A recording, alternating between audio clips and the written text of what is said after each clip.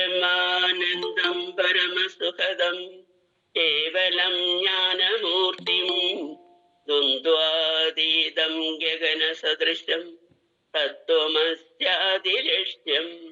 ഏകം നിത്യം വിമലമചലം സർവദീ സാക്ഷിഭൂതം ഭാവാതീതം ത്രിഗുണരഹിതം സദ്ഗുരും തം നമാമി. ഓം ശാന്തി ശാന്തി ശാന്തി.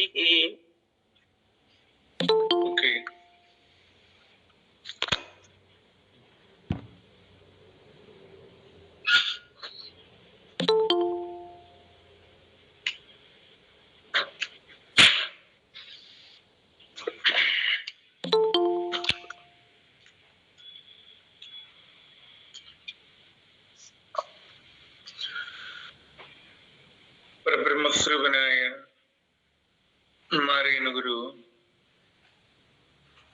അനുകമ്പയോടെ അരുളിത്തന്ന ശിവഗിരി തീർത്ഥാടനം എന്ന വിഷയത്തെ ഉപജീവിച്ചുകൊണ്ടുള്ള പഠന പ്രക്രിയയാണ് നമ്മൾ ഈ ബ്രാഹ്മ മുഹൂർത്തത്തിൽ ആരംഭിക്കുന്നത്. ഇത് രണ്ടാമത്തെ സെഷനാണ് ഇന്ന് നമ്മൾ ആരംഭിക്കുന്നത്. തീർത്ഥാടനം എന്ന് പറഞ്ഞാൽ ആ പദത്തിന്റെ അർത്ഥം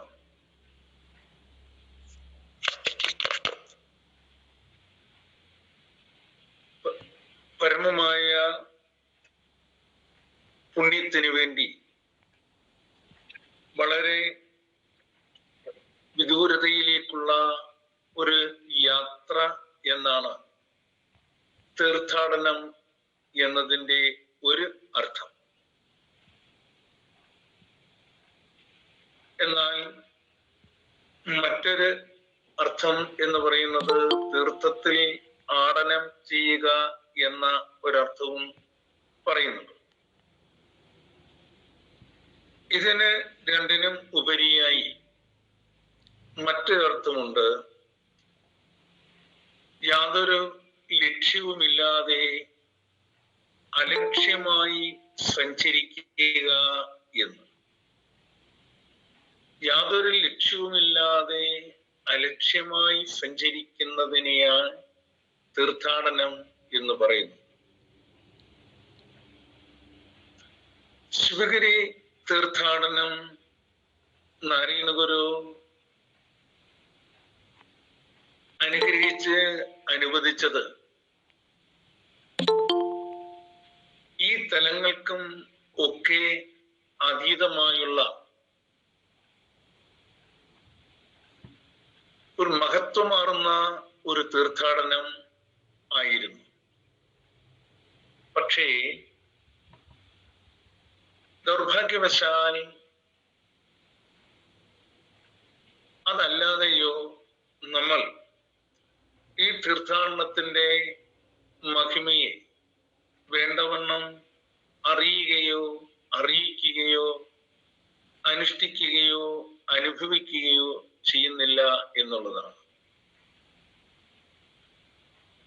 ഇതിനൊരു വിരാമം ഇട്ടുകൊണ്ട്, അതെ, ഗുരു വളരെ ലക്ഷ്യബോധത്തോടുകൂടി അനുഗ്രഹിച്ച് അനുവദിച്ച തീർത്ഥാടനത്തെ അലക്ഷ്യമായ രീതിയിലാണ് ഇന്ന് നടത്തിക്കൊണ്ടിരിക്കുന്നത്. അതിനൊരു വിരാമം ഇട്ടുകൊണ്ട് ഗുരു ഉപദേശിച്ച ആ ലക്ഷ്യം കരഗതമാക്കുന്നതിനെ സഹായകരമായ രീതിയിൽ തീർത്ഥാടനം സംബന്ധിച്ച ഒരറിവ് ആദ്യം ജനങ്ങളിൽ ഉണ്ടാവണം. ഈ തീർത്ഥാടനം ഗുരുവിനോട് അപേക്ഷിച്ച് അനുവാദം വാങ്ങിയത് ഒരു സംഘടനയോ അതല്ലെങ്കിൽ മറ്റൊരു പ്രസ്ഥാനങ്ങളോ ആയിരുന്നില്ല. രണ്ട് ഗുരുഭക്തരുടെ അപേക്ഷയെ അംഗീകരിച്ചുകൊണ്ടാണ് ഗുരു അത് അനുവദിച്ചരുളിയത്.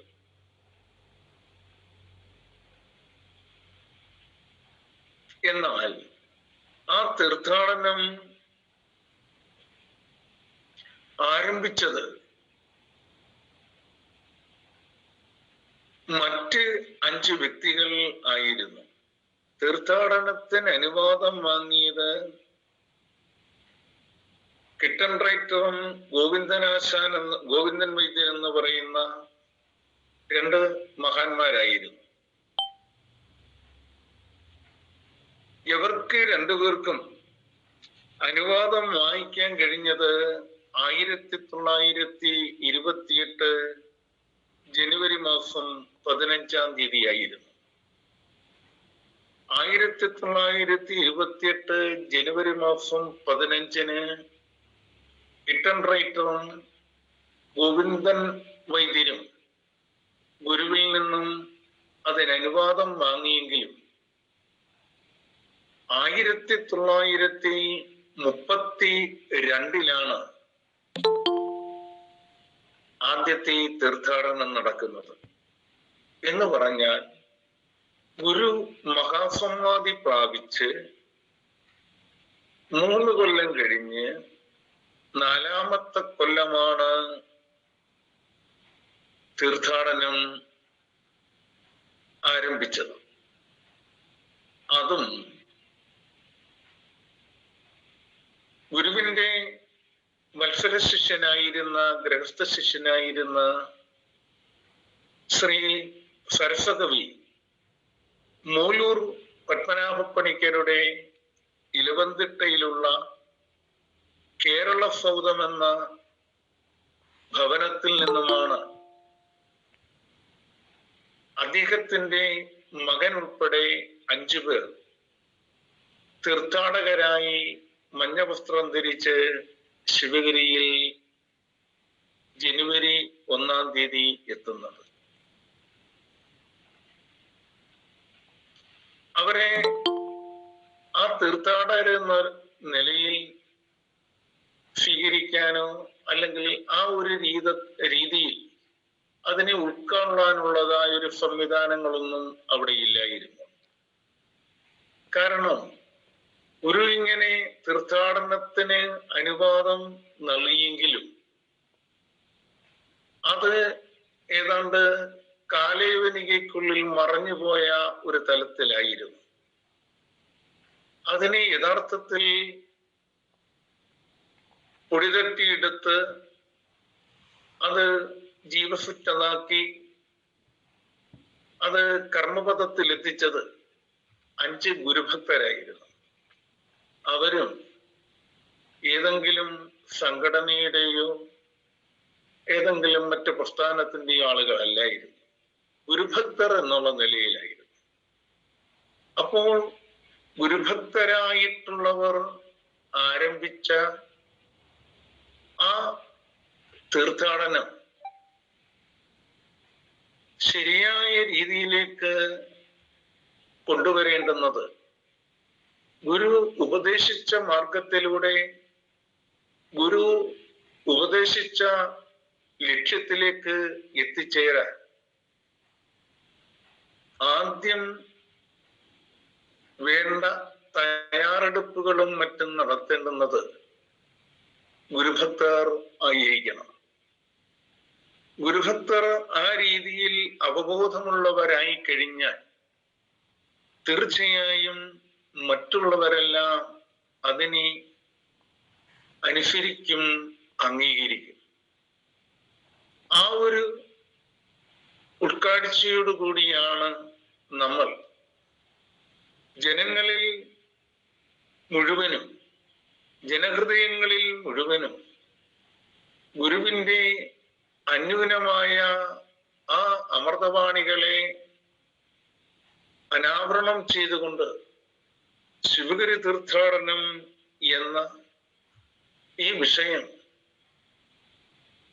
പഠനത്തിന് വിധേയമാക്കി അവരെ പഠനത്തിന് പ്രാപ്തരാക്കുന്നത്. എന്ന് പറഞ്ഞാൽ നമ്മളിത് പഠിക്കുകയും ഒപ്പം അത് മറ്റുള്ളവരെ പഠിപ്പിക്കുകയും ചെയ്യുക എന്നതാണ്. കാരണം ഗുരു നമ്മോട് ഉപദേശിച്ചത് അറിയാനും അറിയിക്കാനുമാണ്. നമ്മൾ ഒരറിവ് നേടിക്കഴിഞ്ഞാൽ ആ അറിവ് നമ്മുടെ മസ്തിഷ്കത്തിൽ മാത്രം കൊണ്ടു നടക്കാതെ അത് എത്രയും വേഗം മറ്റുള്ളവരിലേക്ക് പകർന്നു കൊടുക്കണം. അങ്ങനെയാണെങ്കിൽ മാത്രമേ ഒരാശയത്തിന് ജീവനും ശക്തിയും എല്ലാം ഉണ്ടാവുകയുള്ളൂ. അതുകൊണ്ട് നിങ്ങൾ എല്ലാവരും അല്ല, നമ്മൾ എല്ലാവരും ഗുരുവിന്റെ അനുശാസനത്തെ അംഗീകരിച്ചുകൊണ്ട് ഗുരു ആദേശം ചെയ്ത ശിവഗുരു തീർത്ഥാടനത്തിന്റെ അർത്ഥവും വ്യാപ്തിയും ലോകത്തിന് മുഴുവനും ഹിതകരമാകത്തക്ക രീതിയിൽ, ലോകത്തിന് മുഴുവനും അനുഗുണമാകത്തക്ക രീതിയിൽ അത് പറയുകയും പ്രചരിപ്പിക്കുകയും പ്രാവർത്തികമാക്കുകയും ചെയ്യണമെന്ന് ഞാൻ ആമുഖമായി അഭ്യർത്ഥിക്കുകയാണ്, അപേക്ഷിക്കുകയാണ്. ഒരു തീർത്ഥാടനം എന്ന് പറഞ്ഞാൽ അതിന്റെ അർത്ഥം ഒരു ഗതി കിട്ടുന്നതിന് വേണ്ടി, ഒരു സദ്ഗതി കിട്ടുന്നതിന് വേണ്ടി വളരെ വിദൂരതയിലേക്ക് സഞ്ചരിക്കുക. ആ സഞ്ചരിക്കുന്നത് എവിടെയാണോ അവിടം നമുക്ക് ഗതി നൽകും എന്നുള്ളതാണ്. അത് പുണ്യസ്ഥലങ്ങളിലാണ്, അല്ലെങ്കിൽ പാവന കേന്ദ്രങ്ങളിൽ ആണ്. എല്ലാ മതങ്ങൾക്കും തീർത്ഥാടനം ഉണ്ട്. എങ്കിലും ഏറ്റവും ആദിമമായ തീർത്ഥാടനം ഭാരതീയമാണ്, ഹൈന്ദവം ആണ്, സനാതനമാണ്.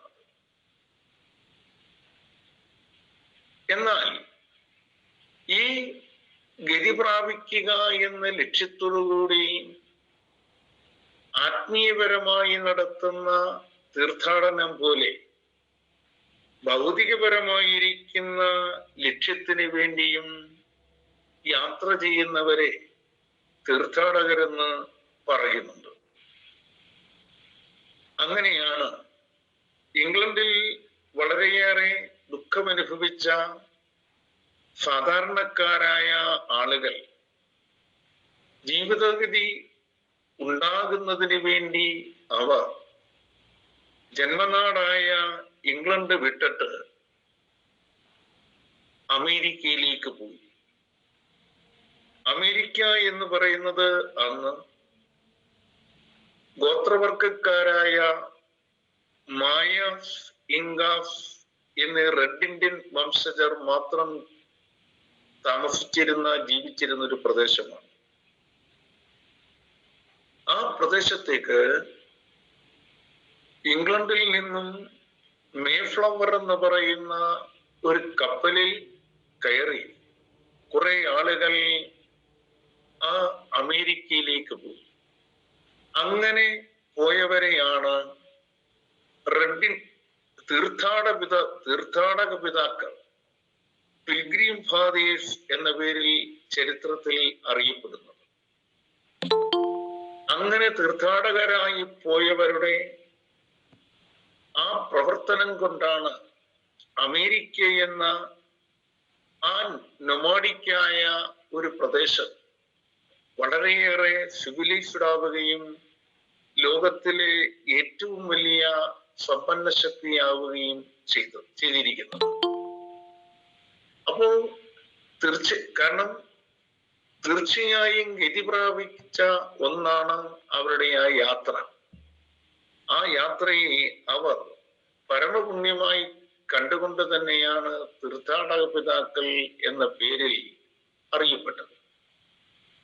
ഇതേപോലെ നമ്മുടെ ജീവിതത്തിലും ഔന്നിത്യമുണ്ടാകണം.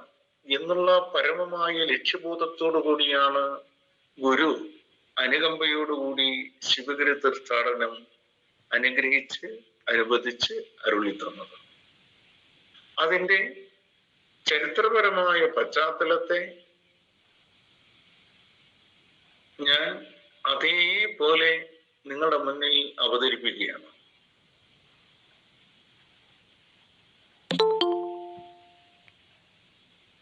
ഗുരുവിന്റെ സ്വവിധത്തിൽ തീർത്ഥാടനത്തിന് വേണ്ടി അനുവാദം നൽകണമെന്ന് അപേക്ഷിച്ചുകൊണ്ട് അന്നത്തെ വളരെ പ്രമാണിമാരായ ഗൃഹസ്ഥ ശിഷ്യന്മാരായ കിട്ടൻ റൈറ്ററും ഗോവിന്ദൻ വൈദ്യരും നാരായണ ഗുരുവിനെ സമീപിക്കുന്നു. അങ്ങനെ സമീപിച്ച് ഗുരുവുമായി നടത്തിയ സംഭാഷണങ്ങളും മറ്റും കിട്ടൻ റൈറ്റർ എന്ന് പറയുന്ന ആ മഹാനുഭാവൻ എഴുതി പ്രസിദ്ധീകരിക്കുകയുണ്ടായി. ശിവഗിരി തീർത്ഥാടനം എന്ന ശീർഷകത്തിൽ ഒരു ചെറു പുസ്തകമായിട്ടാണ് അത് പ്രസിദ്ധീകരിച്ചിട്ടുള്ളത്.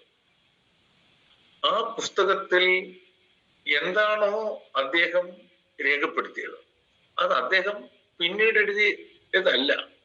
ഗുരുവിന്റെ ആ സാന്നിധ്യത്തിൽ തന്നെ അവിടെ വെച്ച് എഴുതി രേഖപ്പെടുത്തിയതിനെയാണ് പിന്നീട് പുസ്തകമായിട്ട് പ്രസിദ്ധീകരിച്ചത്. ആ പുസ്തകത്തിൽ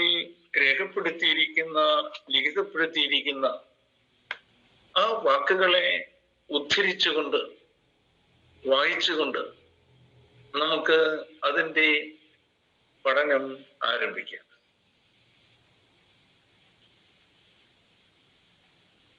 ശിവഗിരി തീർത്ഥാടനം.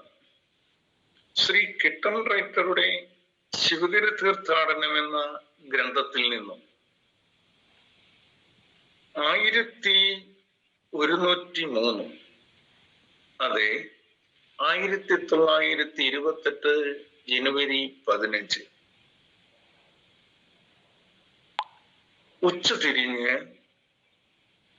3:30 മണി സമയം ആയപ്പോൾ തൃപ്പാദങ്ങൾ കോട്ടയം SNDP യൂണിയൻ വക നാഗമ്പടം ശിവക്ഷേത്രത്തിന്റെ തെക്ക് കിഴക്ക് ഭാഗത്തുള്ള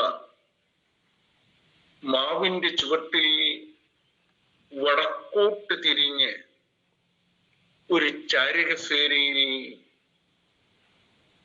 ഇരുന്നു.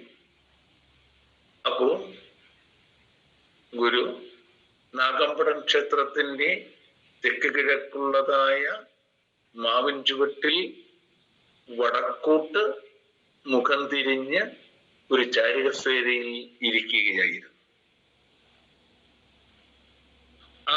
ആ കസേരയിൽ ഇരുന്ന് വിശ്രമിക്കുകയായിരുന്നു ഗുരു.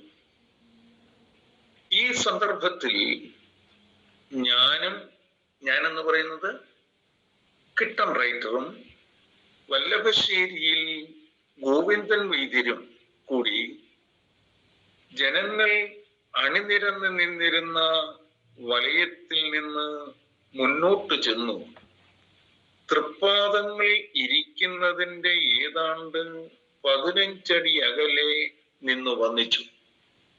അപ്പോൾ ഗുരു വടക്കോട്ട് അഭിമുഖമായി ചാരികസേരയിൽ വിശ്രാന്തിയിൽ വിരാജിക്കുമ്പോൾ ധാരാളം ഗൃഹസ്ഥ ശിഷ്യന്മാര്, സന്യാസ ശിഷ്യന്മാര്, ബ്രഹ്മചാരികള്, നാട്ടുപ്രമാണിമാര് ഒക്കെ ചുറ്റും നിൽക്കുകയാണ്.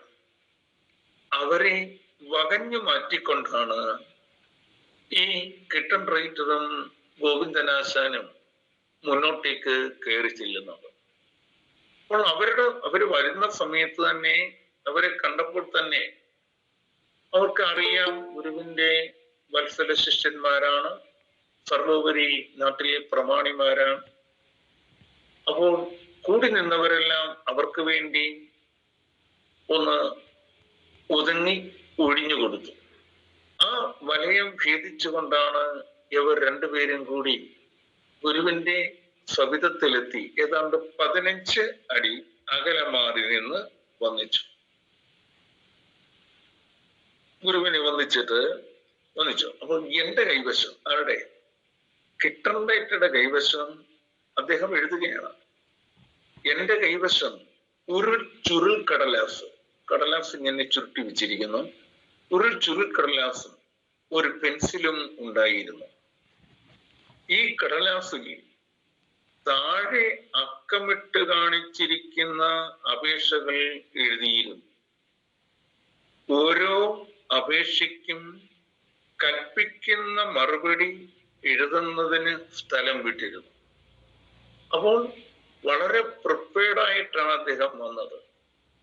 ഗുരുവിനോട് ചോദിക്കേണ്ട കാര്യങ്ങൾ അക്കമിട്ട് പേപ്പറിൽ എഴുതുകയും ആ ഓരോ ചോദ്യത്തിനും ഗുരു നൽകുന്ന ഉത്തരം എഴുതാനുള്ള സ്ഥലം വിട്ടിട്ടാണ് അടുത്തത് ഓരോന്നോരോന്ന് എഴുതി പോന്നിരുന്നത്. അവിടെ ഗുരുവിന്റെ മുന്നിൽ ചെന്ന് അവർ വന്നിച്ച് നിന്നപ്പോൾ സ്വാമി, ഗുരു, സ്വാമി, എന്താ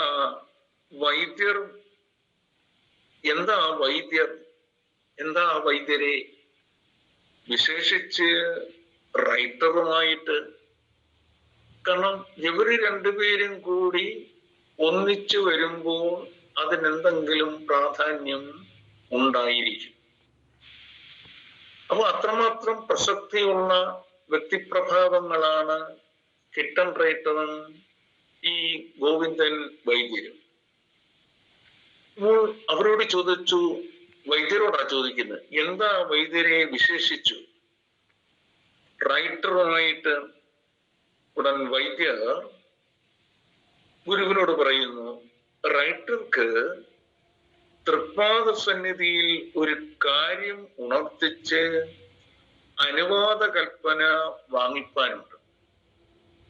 അപ്പോൾ വൈദ്യര് പറയുകയാണ്, കിട്ടൺ റൈറ്റർക്ക് എന്തോ ഗുരുവിനെ ഉണർത്തിച്ച് ഗുരുവിന്റെ അനുവാദം വാങ്ങിക്കാൻ താല്പര്യമുണ്ട് എന്ന്. അപ്പോൾ യഥാർത്ഥത്തിൽ ഈ ഒരു ആശയം ആരുടെ മനസ്സിലാണ് ഉണ്ടായത് എന്ന് നമുക്ക് വ്യക്തം. ആരുടേതാണ്? കിട്ടൺ റൈറ്ററുടേതാണ്. കിട്ടൺ റൈറ്റർ ആലോചിച്ചുറച്ച കാര്യം സാധ്യമാക്കി എടുക്കുന്നതിന് വേണ്ടി തനിക്കൊരു സപ്പോർട്ടായിട്ട്, ഒരു പിൻബലമായിട്ടാണ് മറ്റൊരു പ്രമാണിയായ ഗോവിന്ദൻ വൈദ്യരെ കൂടി കൂട്ടിയിരിക്കുന്നത്.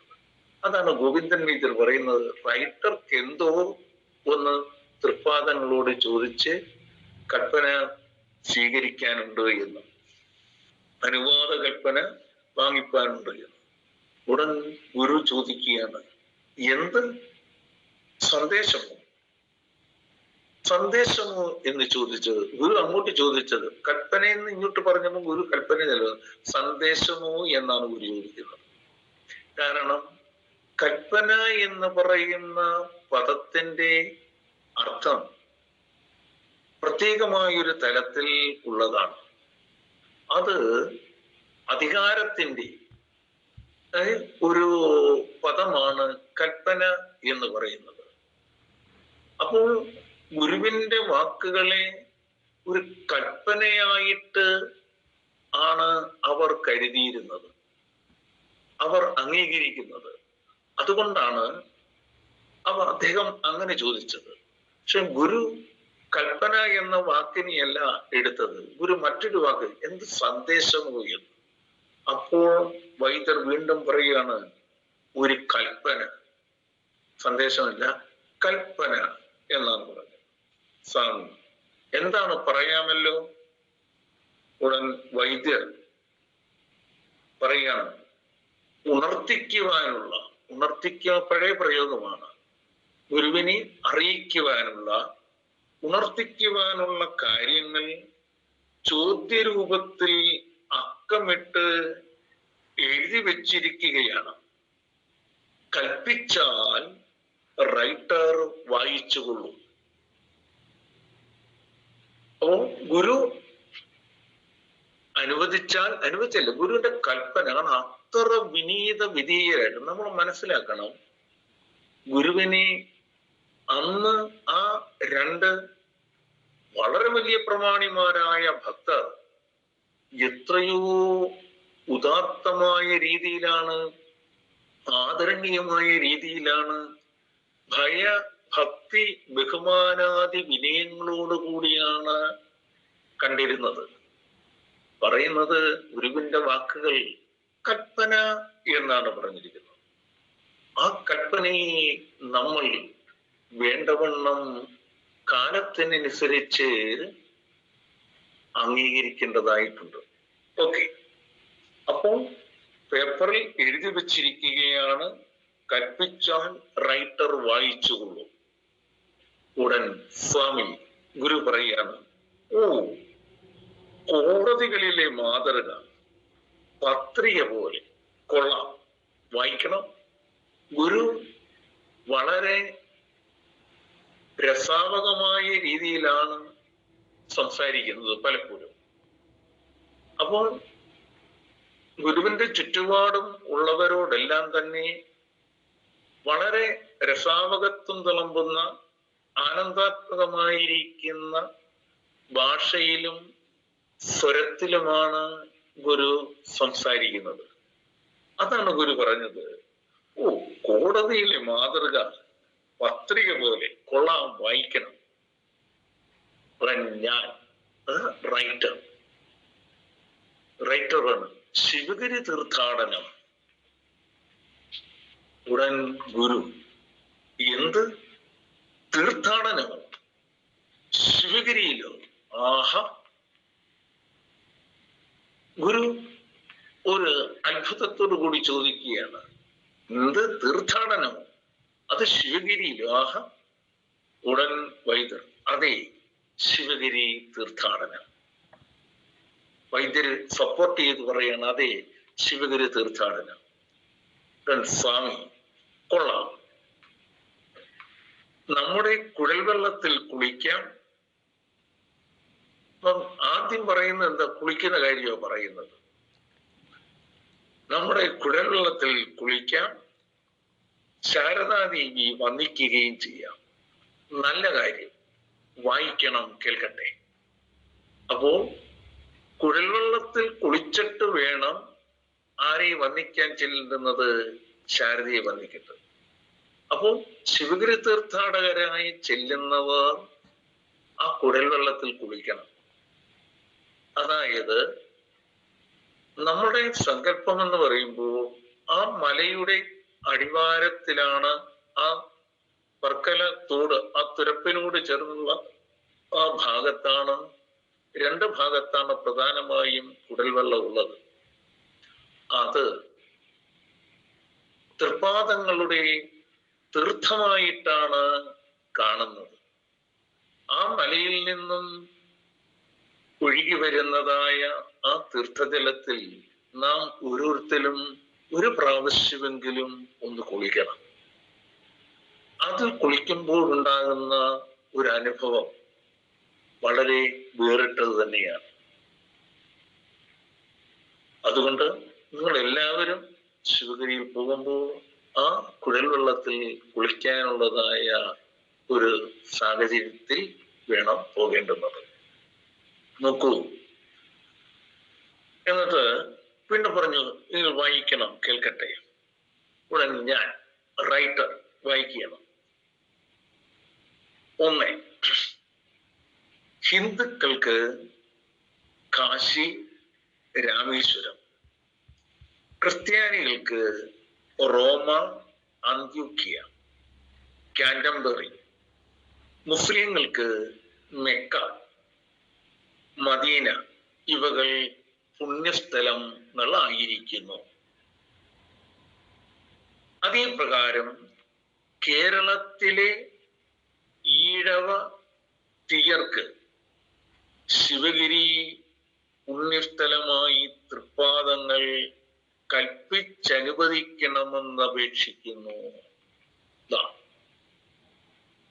ഗുരുവിന്റെ സവിധത്തിൽ അവതരിപ്പിക്കുന്ന ആദ്യത്തെ അപേക്ഷ ഇതാണ്. ഹിന്ദുക്കൾക്കും ക്രിസ്ത്യാനികൾക്കും മുസ്ലിങ്ങൾക്കും തീർത്ഥാടന കേന്ദ്രങ്ങളുണ്ട്. ഇതേപോലെ കേരളത്തിലെ ഈഴവ തീയ വിഭാഗങ്ങൾക്ക് തീർത്ഥാടന കേന്ദ്രമായി ശിവഗിരിയെ അനുവദിച്ച് തരണം എന്നാണ് അപേക്ഷിക്കുന്നത്. അപ്പോൾ ഈഴവ തീയർക്ക് തീർത്ഥാടന കേന്ദ്രം എന്ന് പറഞ്ഞപ്പോൾ അതിന് മുമ്പായി പറഞ്ഞ വാക്കെന്താണ്? ഹിന്ദുക്കൾക്ക് കാശി രാമേശ്വരം എന്ന് പറഞ്ഞു. അപ്പോൾ ഗുരു അതിനെ ഇഗ്നോർ ചെയ്തുകൊണ്ട് പറയുകയാണ്, വർക്കല ജനാർദ്ദനം ദക്ഷിണകാശി. വർക്കല എന്ന് പറയുന്ന സ്ഥലം ദക്ഷിണകാശിയാണ്. അവിടെ ജനാർദ്ദന സ്വാമി ക്ഷേത്രമാണ്. വർക്കല ജനാർദ്ദനം ദക്ഷിണകാശി പുണ്യസ്ഥലമാണല്ലോ. അതിനടുത്ത് ശിവഗിരി കൂടി പുണ്യസ്ഥലം ആകുമോ? ഗുരു ചോദിക്കുകയാണ്. വർക്കല ജനാർദ്ദനം ദക്ഷിണകാശി എന്നാണ് അറിയപ്പെടുന്നത്.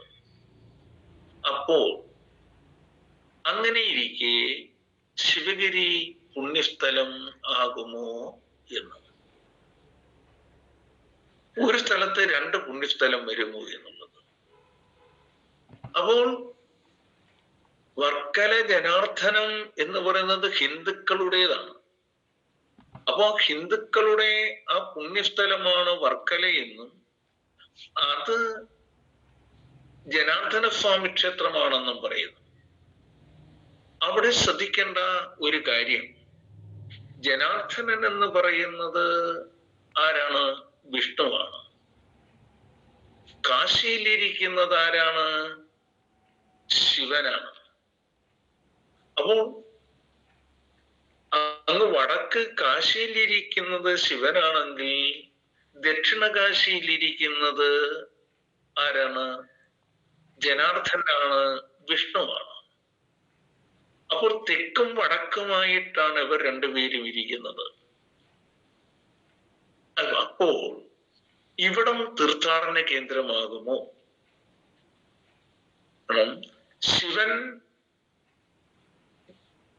ശിവനും വിഷ്ണുവും രണ്ടല്ല, നമ്മളതറിയണം.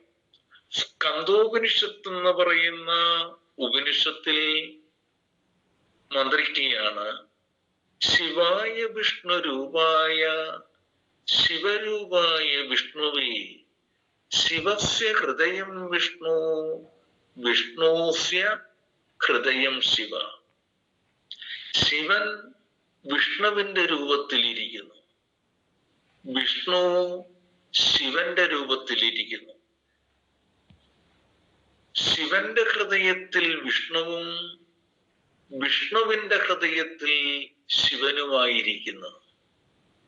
അപ്പോൾ ശിവനും വിഷ്ണുവും തമ്മിൽ യാതൊരു ഭേദവും ഇല്ല, രണ്ടും ഒന്ന് തന്നെയാണെന്നാണ് സ്കന്ദോപനിഷത്തിൽ മന്ത്രിക്കുന്നത്. അതുകൊണ്ട് ഒരു വളരെ ഗഹനതയാർന്ന ഒരു തലമാണ് അവിടെ അനാച്ഛാദനം ചെയ്യുന്നത്. ശിവഗിരി എന്ന് പറയുന്നത് ശിവനിരിക്കുന്ന ഗിരിയാണ്. ശിവനിരിക്കുന്നത് കൈലാസത്തിലാണ്, ഗിരിയിലാണ്, മലമുകളിലാണ്.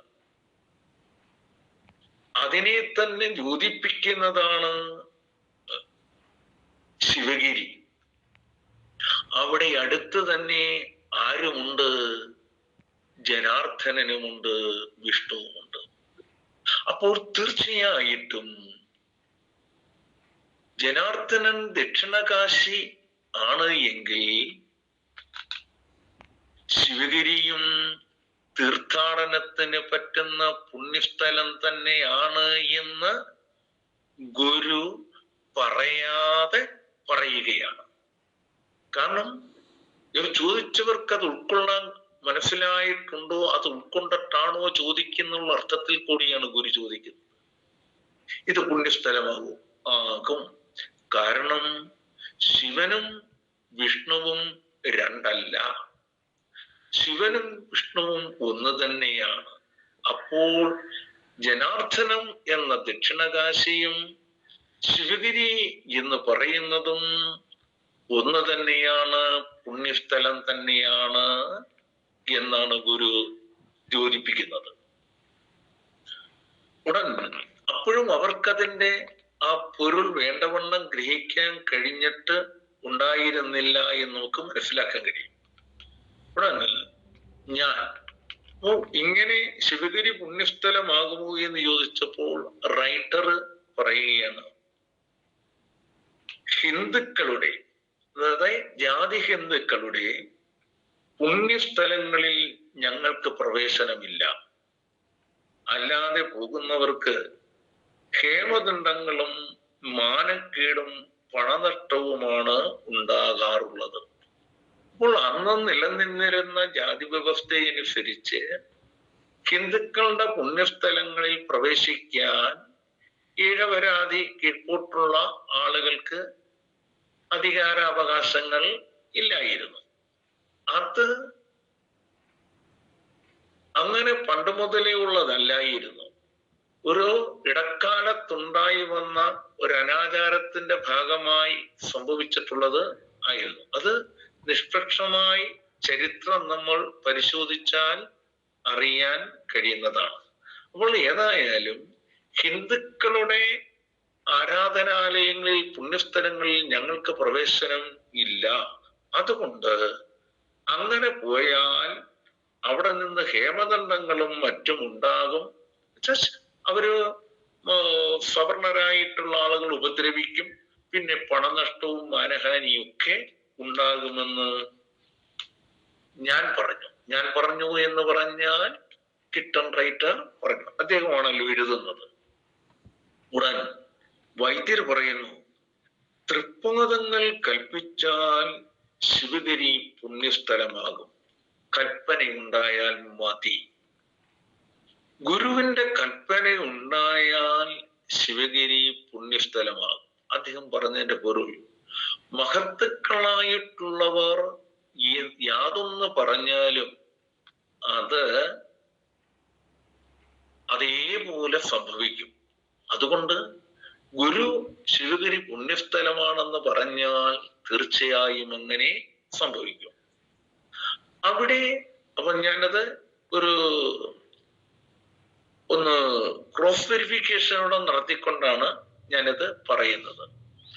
ശ്രദ്ധിക്കുക, ഗുരു ശിവഗിരി എന്ന് പറയുന്ന സ്ഥലം തിരഞ്ഞെടുക്കുന്നത് ഇങ്ങനെ ഗുരു അതായത് പഠിക്കുന്ന കാലഘട്ടത്തിൽ കുമ്മമ്പള്ളി രാമൻപിള്ളയാശാന്റെ കളരിയിൽ, കായംകുളം പുതുപ്പള്ളി ചേവണ്ണൂർ കളരിയിൽ പഠിക്കുമ്പോൾ അവിടെ വെച്ച് നാരായണ ഗുരുവിന് ആദ്യത്തെ ദർശനമുണ്ടായി, ശ്രീകൃഷ്ണ ദർശനം. അപ്പൊ ആ ശ്രീകൃഷ്ണ ദർശനം ഉണ്ടാവുകയും ഒക്കെ ചെയ്തത് സംബന്ധിച്ച ആ ഒരു സാഹചര്യത്തിൽ ആശാൻ ഗുരുവിനോട് ഉണ്ടായ കാര്യത്തെക്കുറിച്ച് അന്വേഷിച്ചപ്പോൾ സംസ്കൃതത്തിൽ ചൊല്ലിക്കേൾപ്പിച്ച ശ്രീകൃഷ്ണ ദർശനം എന്ന മുക്തകവും അതേപോലെ തന്നെ അതിൻ്റെ വിശദ വിവരങ്ങൾ ഞാൻ പൂർണ്ണമായി കേൾക്കട്ടെ എന്ന് ആവശ്യപ്പെട്ടപ്പോൾ ആ നിമിഷത്തിൽ തന്നെ ചൊല്ലിക്കേൾപ്പിച്ച ശ്രീ വാസുദേവാഷ്ടകം എന്ന ആ സ്തോത്രവും കേട്ടപ്പോൾ ആശാൻ ആകെ അമ്പരന്ന് പോയി. കാരണം ഇത് എഴുതി തയ്യാറാക്കിയതോ ആരെങ്കിലും എഴുതിയിട്ടുള്ളതോ അല്ല. താൻ ആവശ്യപ്പെട്ട അതേ മുഹൂർത്തത്തിലാണ് ആ നിമിഷം തന്നെ നാരായണൻ, അതേ ആശാന്റെ ഭാഷയിൽ പറഞ്ഞാൽ നാണൻ, ചൊല്ലിക്കേൾപ്പിച്ചത്. ആശാൻ ആകെ അത്ഭുതപരതന്ത്രനായി പോയി. എന്നിട്ട് അവിടെ ധാരാളം സംഭവങ്ങളുണ്ട്, അതൊക്കെ നിങ്ങൾക്കറിയാം, അല്ലെങ്കിൽ പിന്നാലെ അറിയാം. അതിനുശേഷം ആശാൻ അടുത്ത ദിവസം കളരിയിലേക്ക് വരുന്നത് കയ്യിലൊരു ഭാണ്ഡക്കെട്ടുമായിട്ടാണ് വരുന്നത്. ഈ ഭാണ്ഡക്കെട്ടുമായി വന്നിട്ട് ഇരിപ്പിടത്തിൽ ഒരു സ്റ്റൂളിലാണ് ഇരിക്കുന്നത്. ആ സ്റ്റൂളിൽ ഇരുന്നിട്ട് നാണനെ അടുത്ത് വിളിച്ചിട്ട് പറഞ്ഞു, ഇത് ഞാൻ എഴുതിയ ഒരു സംസ്കൃത നാടകവും വർക്കല മാഹാത്മ്യം എന്ന ഒരു കാവ്യവുമാണ്. വർക്കല മഹാത്മ്യം എന്ന മലയാള കാവ്യവും സംസ്കൃത നാടകവുമാണ്, 2 കൃതികളാണ്. ഇത് രണ്ടും ഞാൻ എഴുതിയിട്ട് നാളുകളേറെയായി. പക്ഷേ ഇത് ഞാൻ എഴുതിയത് സൂക്ഷ്മ പരിശോധന നടത്തി തരാൻ ആരും തയ്യാറല്ല. അത് സൂക്ഷ്മ നടത്താൻ ആരും ഇല്ല. കാരണം കുമ്മമ്പള്ളി രാമപിള്ളയാശാൻ എന്ന് പറയുന്ന മഹാപണ്ഡിതൻ എഴുതുന്നതായ സാഹിത്യത്തെ നോക്കി തിരുത്താനുള്ള പാടവമുള്ള ശക്തന്മാരായ പണ്ഡിതന്മാരാരുമെന്ന് തിരുവിതാംകൂറിൽ ഇല്ലായിരുന്നു. അതുകൊണ്ട് ആരെന്തെഴുതിയാലും തങ്ങളെക്കാൾ ഉന്നത നിലവാരത്തിലുള്ള ഒരാളെ കാണിച്ച് തെറ്റ് തിരുത്തിയതിന് ശേഷം മാത്രമേ, അഥവാ സൂക്ഷ്മ പരിശോധന നടത്തിയതിനു ശേഷം മാത്രമേ പ്രസിദ്ധീകരിക്കാറുള്ളൂ. അതുകൊണ്ട് ആ പുസ്തകം രണ്ടും പ്രസിദ്ധീകരിക്കാതെ വെച്ചിരിക്കുകയാണ്. ആരെങ്കിലും സൂക്ഷ്മ പരിശോധന നടത്തണമല്ലോ. മുഴുവനെ നാരായണനെ അടുത്ത് വിളിച്ചിട്ട് പറഞ്ഞു, നാണൻ ഈ 2 ഗ്രന്ഥങ്ങളും നാണൻ സൂക്ഷ്മ പരിശോധന നടത്തി തരണം എന്ന് പറഞ്ഞു. അങ്ങനെ സൂക്ഷ്മ പരിശോധന നടത്താൻ വേണ്ടി നാരായണൻ കൊണ്ടുപോയി 2 ദിവസം കൊണ്ട് അത് മുഴുവനും വായിച്ച് തീർത്തു. നോക്കി പരിശോധന നടത്തി. അതിൽ ആ വർക്കല മഹാത്മ്യം എന്ന് പറയുന്ന ആ കൃതിയിലാണ് വർക്കല എന്ന് പറയുന്ന സ്ഥലത്തിന്റെ ആധ്യാത്മികപരമായ മഹിമ എന്താണ് എന്ന് കുമ്മമ്പള്ളി രാമൻപിള്ളയാശാൻ വർണ്ണിച്ചിരിക്കുന്നത്. അങ്ങനെയാണ് ഗുരുവിന് വർക്കല എന്ന സ്ഥലത്തിന്റെ മാഹാത്മ്യം മനസ്സിലാക്കാൻ കഴിഞ്ഞത്. ഈ 2 പുസ്തകവും ഏതാണ്ട് ഒരു 45 കൊല്ലമാകുന്നു. 45 കൊല്ലമായിട്ടുള്ള അത് പ്രസിദ്ധീകരിച്ചിട്ട്.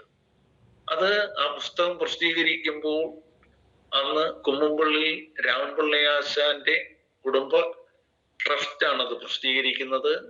ആ പുസ്തകം പ്രസിദ്ധീകരിക്കുന്നതുമ്പോൾ അത് പ്രകാശനം ചെയ്തത് സ്വാമി ചിന്മയാനന്ദജി മഹാരാജ് ആയിരുന്നു. ആ പുസ്തകം ഏറ്റുവാങ്ങാൻ തീരുമാനിച്ചിരുന്നതും അതിനുള്ളതായ സമ്മതവും നൽകിയിരുന്നത് അന്നത്തെ ശിവഗിരി മഠത്തിന്റെ പ്രസിഡന്റായിരുന്ന നിജാനന്ദ സ്വാമികൾ ആയിരുന്നു. എന്നാൽ അത് ഓച്ചറ ക്ഷേത്രത്തിലെ ഓഡിറ്റോറിയത്തിൽ വെച്ചാണ് നടക്കുന്നത്. എന്നാൽ ശിവഗിരി മഠത്തിന്റെ പ്രസിഡന്റായ നിജാനന്ദ സ്വാമി വന്നിരുന്നില്ല. ചിന്മയാനന്ദ സ്വാമിക്ക് പുസ്തകം പ്രകാശനം ചെയ്യണം. അപ്പോൾ അത് സ്വീകരിക്കേണ്ടത് ആരാണ് എന്ന് ആ സദസ്സിൽ വെച്ച് ഒരു ആലോചന ഉണ്ടായി. അപ്പോൾ പറയുന്ന അത് ഗുരുവിന്റെ സന്ദേശങ്ങൾ പ്രചരിപ്പിക്കുന്ന, ഗുരുവിന്റെ ഭക്തനായിരിക്കുന്ന എൻ്റെ അച്ഛൻ ശ്രീ ശങ്കരൻ വടിയാടിക്ക് നൽകിക്കൊണ്ട് പ്രകാശനം ചെയ്യാൻ അവർ തീരുമാനിച്ചു. അങ്ങനെ ഗുരു സൂക്ഷ്മപരിശോധന നടത്തിയ ആ പുസ്തകം സ്വാമി ചിന്മയാനന്ദജി മഹാരാജിൽ നിന്നും ആദ്യം ഏറ്റുവാങ്ങുന്നത് എൻ്റെ അച്ഛനായിരുന്നു. അപ്പോൾ ആ പുസ്തകത്തിലാണ് ഈ വർക്കല മഹാത്മ്യം എന്ന് പറയുന്ന വർക്കലയുടെ മഹാത്മ്യം.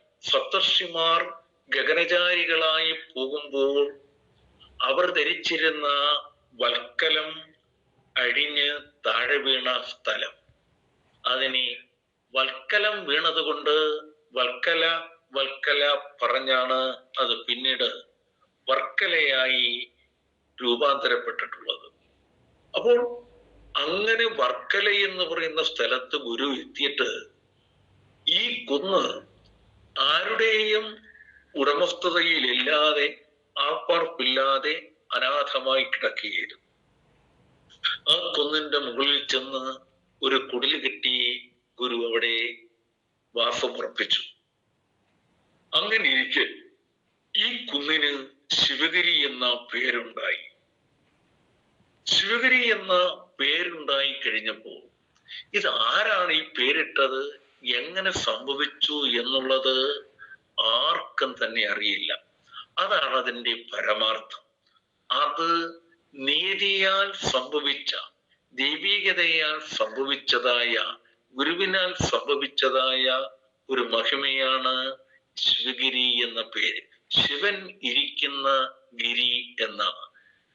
ശിവനറിഞ്ഞു ഗുരുവിരുന്നു തപസ്സു ചെയ്ത കുന്നിനെ, ശിവനറിഞ്ഞു ഗുരുവിരുന്നു തപസ്സു ചെയ്ത കുന്നിനെ, ശിവഗിരിയതാണറിഞ്ഞു ഭക്തിയോടു കൂടുക. നമ്മൾ ശിവഗിരി എന്ന് പറയുമ്പോൾ ശിവനെ അറിഞ്ഞ് ഗുരു ഇരുന്ന് തപസ് ചെയ്ത കുന്നാണ് എന്ന് പറഞ്ഞാൽ ശിവനും ഗുരുവും രണ്ടല്ല.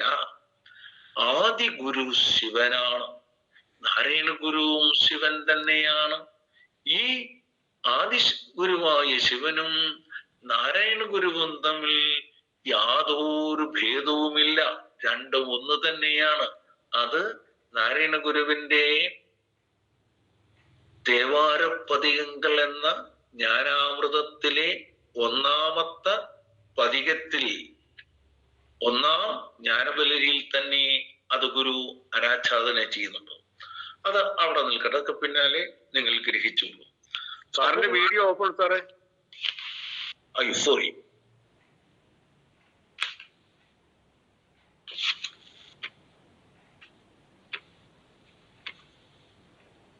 ഓക്കെ ആയല്ലോ.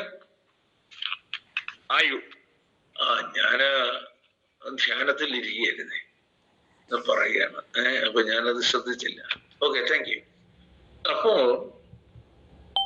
ഇത് പുണ്യസ്ഥലമാണെന്ന് ഗുരു പറഞ്ഞാൽ മതി. ഗുരു ഇരിക്കുന്നിടം പുണ്യസ്ഥലമാണ്, ശിവൻ തന്നെയാണ്, ആദി ഗുരു തന്നെയാണ്, ആധുനിക ഗുരുവാണ് നാരായണ ഗുരു. അപ്പോ ഗുരു കൽപ്പിച്ചാൽ പുണ്യസ്ഥലമാകുമെന്ന് പറഞ്ഞപ്പോൾ ഗുരു സ്വാമി എന്ന് ഗുരു ചോദിക്കുകയാണ്, നാം പറഞ്ഞാൽ ശിവഗിരി പുണ്യസ്ഥലമാകുമെന്ന് റൈറ്ററും വൈദ്യരും വിശ്വസിക്കുന്നു അല്ലേ? ഗുരു ചോദിക്കുകയാണ്. നാം പറഞ്ഞാൽ, എന്ത് പറഞ്ഞാൽ? ശിവഗിരി പുണ്യസ്ഥലമോ എന്ന് നാം പറഞ്ഞാൽ റൈറ്ററും വൈദ്യരും വിശ്വസിക്കും അല്ലേ? വൈദ്യർ പറഞ്ഞു, ഞങ്ങൾ പൂർണ്ണമായും വിശ്വസിക്കുന്നു. ഉടൻ സ്വാമി ഗുരു പറയുകയാണ്, അപ്പോൾ നാം പറയുകയും നിങ്ങൾ രണ്ടാളും വിശ്വസിക്കുകയും ചെയ്താൽ ആകെ 3 പേരായി. പുണ്യസ്ഥലത്തിന്റെ വ്യാപ്തിക്കും പ്രശസ്തിക്കും ഇത് മതിയാകുമോ? ക്വസ്റ്റ്യൻ. ഇത് നിങ്ങൾ പറഞ്ഞു നാം കൽപ്പിച്ചാൽ ശിവഗിരി പുണ്യസ്ഥലമാകുമെന്ന് കൽപ്പിക്കാം. അങ്ങനെ നാം കൽപ്പിക്കുകയും നിങ്ങൾ രണ്ടാളും അത് വിശ്വസിക്കുകയും ചെയ്താൽ ശിവഗിരി പുണ്യസ്ഥലമാകുമോ? ആകത്തില്ല എന്നാണ്. അങ്ങനെ ആയാൽ ആകത്തില്ല. അപ്പൊ എന്ന് പറഞ്ഞാൽ ഉപരിപ്ലവമായ രീതിയിലെ ഒരു വിശ്വാസം കൊണ്ട് ശിവഗിരി പുണ്യസ്ഥലമാകില്ല. അതിനതീതമായ ഒരു സത്യമുണ്ട്, ഒരു തത്വമുണ്ട്. അതെന്താണെന്ന് അവരെ ബോധ്യപ്പെടുത്തണം. അതിനാണ് ഗുരു പറഞ്ഞത്, നാം പറയുകയും നിങ്ങൾ രണ്ടാളും വിശ്വസിക്കുകയും ചെയ്താൽ ശിവഗിരി പുണ്യസ്ഥലമാകുന്നു. അപ്പോൾ വൈദ്യർ, അവർ രണ്ടുപേരും വലിയ ആവേശത്ത് നിൽക്കുകയല്ലേ. വൈദ്യർ പറയുകയാണ്, കൽപ്പനയുണ്ടായാൽ കേരളത്തിലെ ഈഴവ തീയർ 20 ലക്ഷവും, അന്ന് 20 ലക്ഷം ജനങ്ങളാണ് ഉണ്ടായിരുന്നത്, 20 ലക്ഷവും മറ്റ് അധകൃതരും ശിവഗിരി പുണ്യസ്ഥലമായി സ്വീകരിക്കുകയും വിശ്വസിക്കുകയും ചെയ്യുമെന്ന് ഇവിടെ കൂടിയിരിക്കുന്ന, എവിടെ, ഗുരുവിന് ചുറ്റും അവിടെ കൂടിയിരിക്കുന്ന എല്ലാവരും വിശ്വസിക്കും. അപ്പോൾ അവര് പറഞ്ഞതെന്താണ്? ശിവഗിരി പുണ്യസ്ഥലമായി ഗുരു കൽപ്പിച്ചു കഴിഞ്ഞാൽ അവിടെ 20 ലക്ഷം ഈഴവരും മറ്റ് അധകൃതരും, കേരളത്തിലെ മുഴുവൻ അധകൃതരും അവിടെ ശിവഗിരിയിൽ തീർത്ഥാടകരായി വരികയും അവര് തീർത്ഥാടന കേന്ദ്രമായി അത് വിശ്വസിക്കുകയും പുണ്യസ്ഥലമായി വിശ്വസിക്കുകയും ചെയ്യുമെന്ന് പറഞ്ഞു. ഉടൻ ഗുരു പറയാണ്, വിശ്വാസമുണ്ടല്ലോ, കൊള്ളാം, അനുവാദം തന്നിരിക്കുന്നു. എന്നിട്ട് അപ്പോൾ ശിവഗിരി തീർത്ഥാടനത്തിനുള്ള അനുവാദം നൽകിയിരിക്കുന്നു. അത് ഇതിന്റെ പ്രസക്തമായ ഭാഗം പിന്നാലെയാണ് വരുന്നത്. എന്താണ്? ഉടൻ റൈറ്റർ പറയുകയാണ്. അപ്പൊ രണ്ടാമത്തെ ചോദ്യമാണ്, തീർത്ഥാടകർ ആണ്ടിലൊരിക്കൽ ശിവഗിരിയിൽ വരണമെന്നാണ് ആഗ്രഹിക്കുന്നത്. അത് എപ്പോൾ, ഏതു മാസം, തീയതി, ആഴ്ച, നക്ഷത്രമായിരിക്കണമെന്ന് കൽപ്പനയുണ്ടാകണം. അപ്പോൾ ഏത് ദിവസമായിരിക്കണം, നക്ഷത്രം എന്തായിരിക്കണം, ആഴ്ച എന്തായിരിക്കണം, ഇതെല്ലാം കൃത്യമായി ഗുരുവിനോട് ചോദിക്കുകയാണ്. ഗുരു സ്വല്പമൊന്ന് ആലോചിച്ചിട്ട് പറയാണ്, തീർത്ഥാടകർ ശിവഗിരിയിൽ വന്നുകൂടുന്നത് യൂറോപ്യന്മാരുടെ ജനുവരി മാസം 1-ാം തീയതി അല്ല, യൂറോപ്യന്മാരുടെ ആണ്ടുപിറപ്പിനായിക്കൊള്ളട്ടെ, ജനുവരി മാസം 1-ാം തീയതി. അത് നമ്മുടെ കണക്കിന് ധനുമാസം 16, 17 തീയതികളിൽ ആയിരിക്കും. അത് കൊള്ളാം, നല്ല സമയം. നോക്കൂ, നല്ല സമയം. ഏതാ നല്ല സമയം? ശിവഗിരി തീർത്ഥാടനത്തിന് നല്ല സമയം ആണ്ടുപിറപ്പൊന്ന് ജനുവരി 1. കാരണം അവരെ സംബന്ധിച്ച് പുതുവർഷം ആരംഭിക്കുന്ന 1-ാം തീയതി എങ്കിൽ നമ്മളെ സംബന്ധിച്ച്, ഹിന്ദുക്കളെ സംബന്ധിച്ച് മണ്ഡല മഹോത്സവം നടന്ന് ഭഗവാനെ പ്രാർത്ഥിച്ച് മറ്റും എല്ലാ പാപങ്ങളും കഴുകിക്കളഞ്ഞ് പുണ്യം ആർജിക്കുന്ന ദിവസമാണ് മണ്ഡല മഹോത്സവത്തിന്റെ സമാപനം. മനസ്സിലാക്കുക, നമ്മൾ ഭാരതീയർ അല്ലെങ്കിൽ കേരളീയർ മണ്ഡല മഹോത്സവം എന്ന് പറയുമ്പോൾ വർഷത്തിൽ ഒരിക്കൽ നടക്കുന്നതാണ്. നമ്മളുടെ എല്ലാ പാപങ്ങളെയും കഴുകിക്കളയുന്ന പുണ്യ സമയമാണത്, മണ്ഡലകാലം. ആ മണ്ഡലകാലത്തിൽ പാപങ്ങളെ കഴുകിക്കളയുന്ന പ്രാർത്ഥനയും തീർത്ഥാടനവും ഒക്കെ നടത്തി പൂർത്തീകരിച്ച് ശുദ്ധമാകുന്ന ധനുമാസം 16, 17 ഈ 2 തീയതികളിൽ ഒന്നായിരിക്കും ജനുവരി 1. ആ ദിവസം ഉത്തമമാണ്, അത് കൊള്ളാം, നല്ല സമയം. അവിടെ ഗുരു ഒരു യൂണിവേഴ്സൽ വണ്ണസിനെയാണ് അവിടെ പ്രസന്റ് ചെയ്യുന്നത്. അവർ ആവശ്യപ്പെട്ടത് കേരളത്തിലെ ഈഴവരുടെയും മറ്റും തീർത്ഥാടനമായിട്ട്. അതിനുള്ള ഡേറ്റ് ചോദിച്ചതും അങ്ങനെ തന്നെ. ഒരു മാസമല്ല പിന്നെ ഇത് ആഴ്ചയോ നക്ഷത്രമോ അല്ല പറഞ്ഞത്, ആണ്ടുപിറപ്പൊന്ന്. ഇവിടെ മണ്ഡല മഹോത്സവത്തിന്റെ സമാപനം എന്ന് പറഞ്ഞാൽ പാശ്ചാത്യതയെയും പൗരസ്ത്യതയെയും ഏകോപിപ്പിക്കുന്നതായ, കിഴക്കിനെയും പടിഞ്ഞാറിനെയും ബന്ധിപ്പിക്കുന്നതായ ഒരു മഹോത്സവം തീർത്ഥാടനമായിരിക്കണം. ഏത്? ശിവഗിരി തീർത്ഥാടനം. അവരാഗ്രഹിച്ചത് കേരളത്തിലെ മുഴുവൻ ഈഴവരുടേതും എന്നല്ലേ ഉദ്ദേശിച്ചത്? അതിനുള്ള സമയമല്ലേ ചോദിച്ചത്? ഗുരു പറഞ്ഞത് എന്താ? യൂറോപ്യന്മാരുടെ ആണ്ടുപിറപ്പൊന്ന് ഇല്ലേ? നമ്മുടെ ഇവിടെ മണ്ഡല മഹോത്സവത്തിന്റെ സമാപന സമയം, അവിടെ നമ്മൾ ശുദ്ധരാവുകയാണ്. അതേപോലെ ശുദ്ധരാകൊണ്ടും പുതുവർഷം ആനന്ദകരമായി ആഘോഷിക്കുന്നതിന്റെയും ഭാഗമായി പാശ്ചാത്യതയും പൗരസ്ത്യതയും സമരസപ്പെടുത്തിക്കൊണ്ടുള്ള, പാരസ്പര്യപ്പെടുത്തിക്കൊണ്ടുള്ള മഹത്തായ ഒരു സുദിനമാണ് ജനുവരി മാസം 1-ാം തീയതി എന്ന് പറഞ്ഞാൽ ഇതൊരു ഇന്റർനാഷണൽ യൂണിവേഴ്സൽ പിൽഗ്രീം സെന്റർ ആണ്. അതിനുള്ള ഡേറ്റ് ആണ് ആര് നൽകിയത്?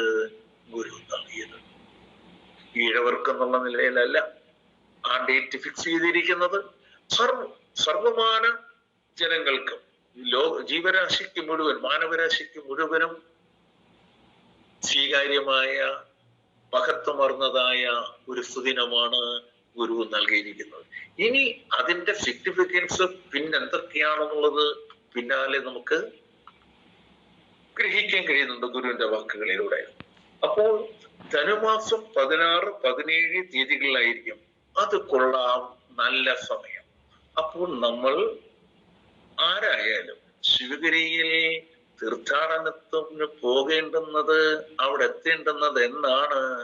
1-ാം തീയതി ആയിരിക്കണം. നമ്മൾ മനസ്സിലാക്കുക, അവിടെ ചെല്ലുക, ആ 1-ാം തീയതി ഗുരുവിനെ ആ മഹാസമാധിയിൽ ദർശിക്കുക, ഗുരുവിനെ പ്രതിഷ്ഠണം വെക്കുക, നമസ്കരിച്ച് പ്രസാദവും വാങ്ങി വീട്ടിൽ പോരുക അല്ലെ? മറ്റു കാര്യങ്ങളുണ്ട്. അപ്പൊ ഇത് ഒരു പ്രധാനപ്പെട്ട ചടങ്ങ് തന്നെയാണ്. അപ്പോൾ ആ സുദിനത്തോടു കൂടിയാണ്, ഗുരുദർശനത്തോടു കൂടി ആയിരിക്കണം, ശാരദാ ദർശനത്തോടു കൂടി ആയിരിക്കണം നമ്മുടെ പുതുവർഷം ആരംഭിക്കേണ്ടുന്നത്. മംഗളകരമായ ഒരു കാര്യമായിരിക്കണം. അത് നമ്മൾ പഠിക്കുമല്ലോ, ഭദ്രം കർണേഭി ശൃണുയാമാദേവാഃ ഭദ്രം പശ്യേമാക്ഷഭിർയജത്ര. ആ ഒരു തത്വത്തെ ഉൾക്കൊണ്ടുകൊണ്ടുള്ള ഒരു തീർത്ഥാടനം തന്നെയാണ് ഗുരു കൽപ്പിച്ച് അനുവദിച്ച് തന്നിട്ടുള്ളത്. ഉടൻ ഞാൻ ഇത് കിട്ടൺ റൈറ്റർ 3-ാമത്തെ ചോദ്യം ചോദിക്കണം. അപ്പോൾ തീർത്ഥാടനത്തിനുള്ള അനുവാദം 1, 2 തീർത്ഥാടനത്തിന്റെ ഡേറ്റ് 2, 3-ാമത്തെ ക്വസ്റ്റ്യൻ ആണ്, തീർത്ഥാടകർ വല്ല വ്രതവും ആചരിക്കണമോ? അതിന്റെ രീതികൾക്കും കൽപ്പനയുണ്ടാവണം. തീർത്ഥാടകർ വ്രതം നോക്കണം. അപ്പൊ വ്രതം എന്ന് പറയുമ്പോൾ നമ്മൾ ചിലപ്പോ ചിലർ പറഞ്ഞ് നോമ്പ്, അത് നോമ്പല്ല. നോമ്പ് വേറെ, വ്രതം വേറെ. നമ്മുടെ വ്രതം എന്ന് പറയുമ്പോൾ അതിൻ്റെതായ ഒരു പവിത്രതയുണ്ട്. അത് നമ്മൾ നമ്മുടെ ഇതിഹാസ പുരാണങ്ങൾ പഠിക്കുമ്പോൾ മാത്രമേ അറിയാൻ കഴിയൂ. ഇതൊന്നും പഠിക്കാത്തവരാണ് മറ്റുള്ളവരെ നോക്കി അവര് പറയുന്നത് കേട്ടുകൊണ്ട് നോമ്പും കൊണ്ട് നടക്കുന്നത്. അങ്ങനെയല്ല. നമ്മൾ വ്രതം എന്ന വാക്കാണ് ഗുരു ഉപയോഗിച്ചിരിക്കുന്നത്. ആ വാക്ക് തന്നെയാണ് ഗുരുവിന്റെ ശിഷ്യന്മാരും ഉപയോഗിച്ചിരിക്കുന്നത്. എന്താ പറയുന്നത്? വല്ല വ്രതവും ആചരിക്കണമോ? അതിന്റെ രീതികൾക്കും കൽപ്പനയുണ്ടാകണം. ആ വ്രതത്തിന്റെ രീതി എങ്ങനെയായിരിക്കും? സ്വാമി ഉടൻ ഗുരു അതിന് മറുപടി പറയുന്നു, നീണ്ട വ്രതവും കഠിന വ്യവസ്ഥകളും ഇക്കാലത്ത് എല്ലാവരും ആചരിച്ചെന്ന് വരില്ല. നോക്കൂ, ഗുരു എത്രയോ ദീർഘവീക്ഷണത്തോടു കൂടിയാണ് പറയുന്നത്. അക്കാലത്ത് ദീർഘമായ കഠിനവ്രതങ്ങൾ ഒന്നും തന്നെ ആരും അനുഷ്ഠിക്കില്ല, പറ്റില്ല. നീണ്ട വ്രതവും കഠിന വ്യവസ്ഥകളും ഇക്കാലത്ത്. കാരണം ഈ ശബരിമലയിൽ പോകുന്നതിനും മറ്റുമൊക്കെ 41 ദിവസത്തെ വ്രതം നോക്കി പോകുന്നുണ്ട്. മറ്റു തീർത്ഥാടനത്തിനും നാളുകളായി വ്രതം അനുഷ്ഠിച്ചാണ് 1 വർഷം വരെ നീണ്ടു നിൽക്കുന്ന വ്രതം നോക്കിയൊക്കെ പോകുന്നവരുണ്ട്. അങ്ങനെയൊന്നും വ്രതം നോക്കാൻ ഇന്ന് ആളുകളെ കിട്ടില്ല. അതുകൊണ്ട് ഗുരു പറയാണ്, നീണ്ട വ്രതവും കഠിന വ്യവസ്ഥകളും എന്നുവെച്ചാൽ ഇന്ന ഭക്ഷണം കഴിക്കാൻ പാടുള്ള, അതേ ചെയ്യാൻ പാടില്ല, ഇത് ചെയ്യാൻ പാടില്ല, അങ്ങനെയുള്ള വ്യവസ്ഥകൾ ആരും ആചരിച്ചെന്ന് വരില്ല. അതുകൊണ്ട് 10 ദിവസത്തെ വ്രതം, 10 ദിവസത്തെ വ്രതം ശ്രീബുദ്ധന്റെ പഞ്ചശുദ്ധിയോടുകൂടി ആചരിച്ചാൽ മതിയാവും.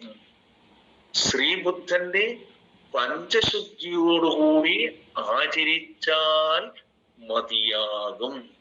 വൈദ്യരെന്ത് പറയുന്നു? വൈദ്യരെന്ത് പറയുന്നു? ഒരേ.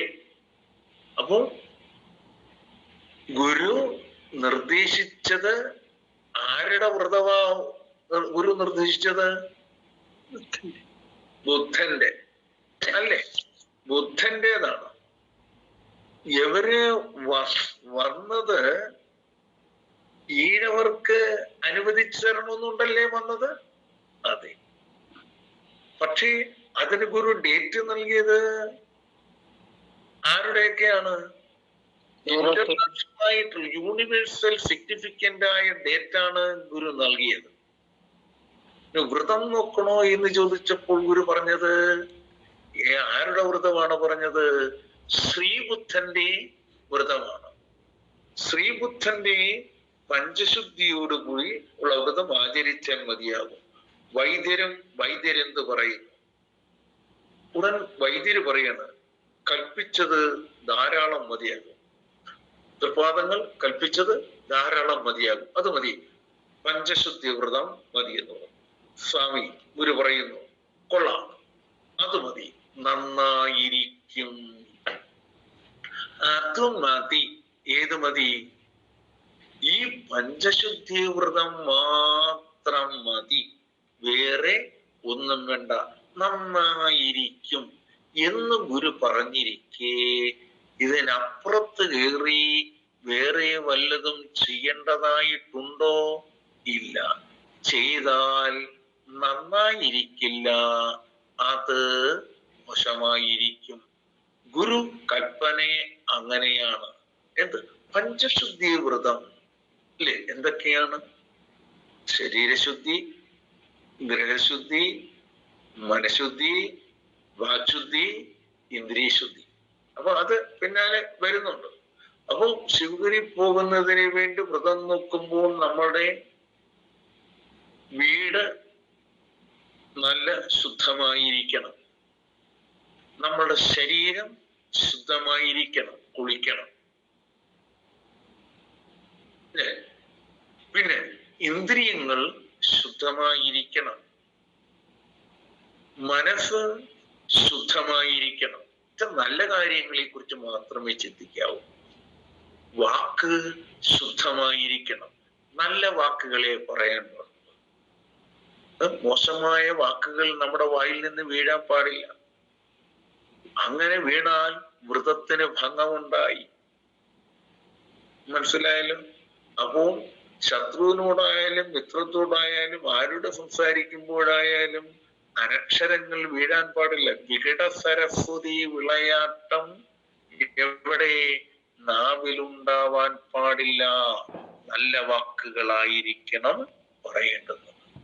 നല്ല വാക്കുകൾ പറഞ്ഞില്ല എങ്കിൽ എന്തു പറ്റും? വ്രതഭംഗം സംഭവിക്കും. അതുകൊണ്ട് നല്ല വാക്കുകൾ തന്നെ പറയണം.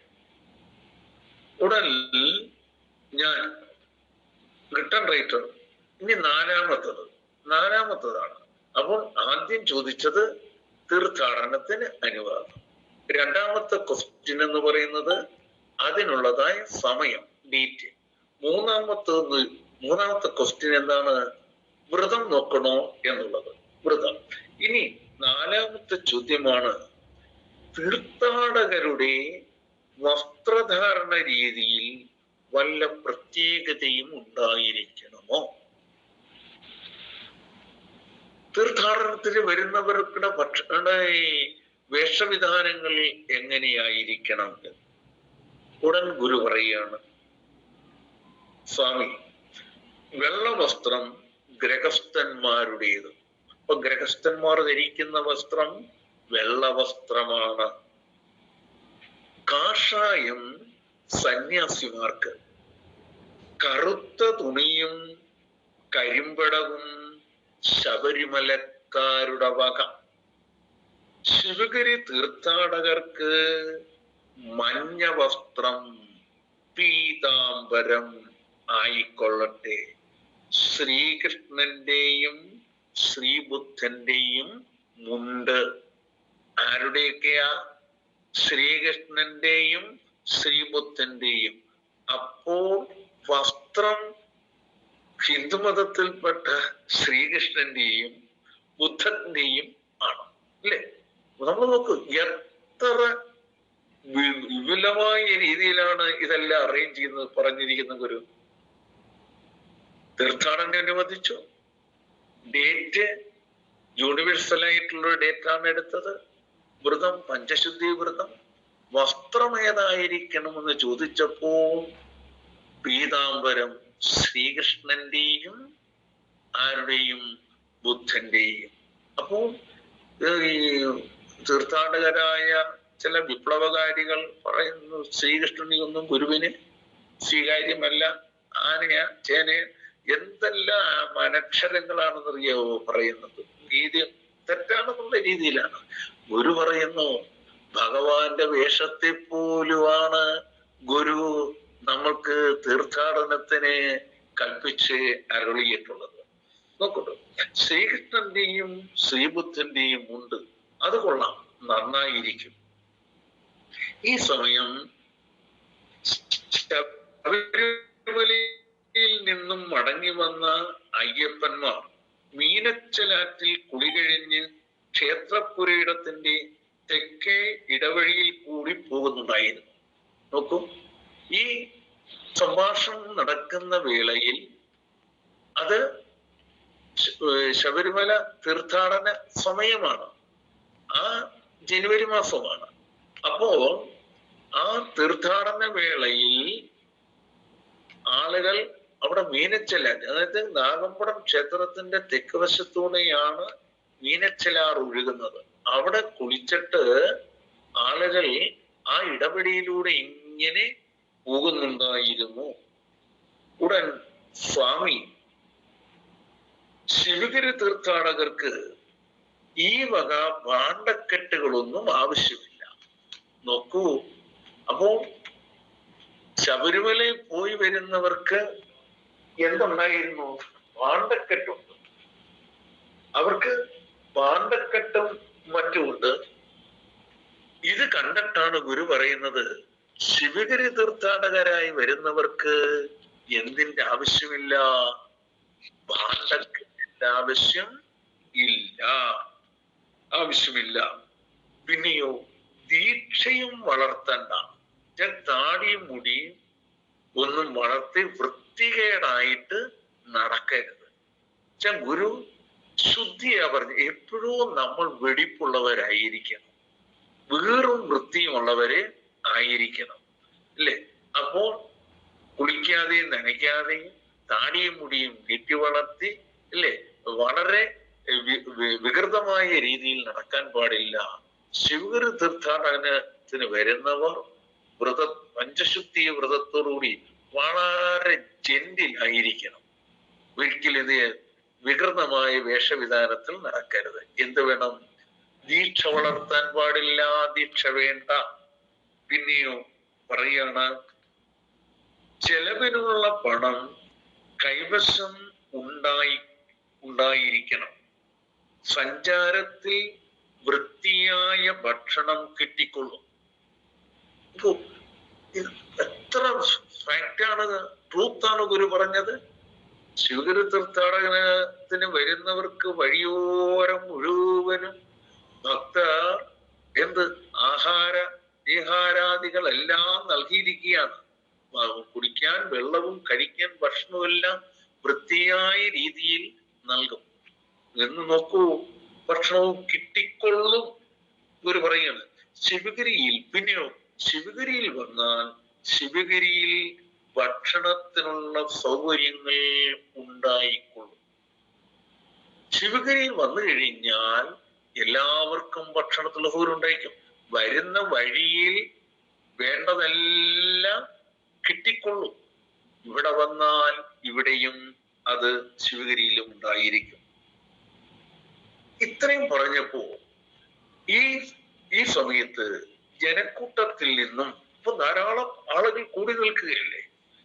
കോട്ടയം കോടിമത കൊല്ലംപറമ്പിൽ ശ്രീ കൊച്ചുപാപ്പി എന്നയാൾ മറ്റൊരു പ്രമാണിയാണ്. അദ്ദേഹം കൊച്ചുപാപ്പി എന്നയാൾ തീർത്ഥാടകർ രുദ്രാക്ഷം ധരിക്കണോ എന്ന് ചോദിച്ചു. അപ്പോൾ ശബരിമലയിൽ പോകുന്നവര് രുദ്രാക്ഷം ധരിക്കും. അതുപോലെ തന്നെ അവിടെ പളനിയിൽ പോകുന്നവര് കാപ്പ് കെട്ടും. ഇങ്ങനെ ഓരോരുത്തർക്ക് പോകുന്നവർ ഓരോ രീതിയിലും പോല. അങ്ങനെ എന്തെങ്കിലും വേണോ എന്നുള്ള അർത്ഥത്തിൽ ചോദിച്ചു, രുദ്രാക്ഷം ധരിക്കണമോ എന്ന്. ഉടൻ സ്വാമി പറയാണ്, വേണ്ട, രുദ്രാക്ഷം കുറച്ച് ഉരച്ച് പച്ചവെള്ളത്തിൽ കുടിക്കുന്നത് നന്നായിരിക്കും. വളരെ ഫാക്ടറിക്കലായിട്ട് പറയുകയാണ്, എന്ത് രുദ്രാക്ഷം ധരിക്കണ്ട അല്ലെ, അത് പച്ചവെള്ളത്തിൽ ഉരച്ച് കുടിക്കുന്നത് നന്നായിരിക്കും. ഒരൗഷധമാണിത്. ഇപ്പോൾ രുദ്രാക്ഷം വെള്ളിയും പൊന്നുമായി മാറിയിരിക്കുകയാണ് അല്ലെ. എന്താ, രുദ്രാക്ഷം ആണ് ധരിക്കേണ്ടുന്നത്. പക്ഷെ അതിൽ എന്ത് തെറ്റിയിരിക്കുകയാണ്? വെള്ളിയും സ്വർണവും. നിങ്ങൾ ചിലരെ കണ്ടാൽ അറിയാം. അപ്പോ ഇത് ഗുരു അങ്ങനെ വേണമെന്നല്ല പറഞ്ഞിരിക്കുന്നത്. തെറ്റാണ്, അങ്ങനെ ചെയ്യാൻ പാടില്ല. അതാണ് ഇപ്പൊ രുദ്രാക്ഷമല്ലല്ലോ ധരിക്കുന്നത്, അതിന്മേൽ സ്വർണവും വെള്ളിയും കെട്ടിയില്ലേ, അങ്ങനെ ധരിക്കാൻ പാടില്ല. അപ്പൊ നിങ്ങള് ചിലരെ കാണുമ്പോൾ അറിയാൻ കഴിയും അവരിതെല്ലാം ഇട്ടുണ്ടാകുന്ന നടക്കുന്നത്. അവര് ഗുരുവിന്റെ ഏറ്റവും വലിയ ആരാണെന്നാ പറയുന്നത്? അനുയായിയാണ്. ആ ഗുരുവിരിക്കുന്ന സ്ഥാനത്തിരിക്കുന്നവരാണ്, അതുപോലുള്ള ആളുകളാണ് എന്നൊക്കെയാണ്. പക്ഷേ ധരിച്ചിരിക്കുന്നത് എന്താ? രുദ്രാക്ഷത്തെ ഈ സ്വർണവും വെള്ളിയും കെട്ടിയാണ്.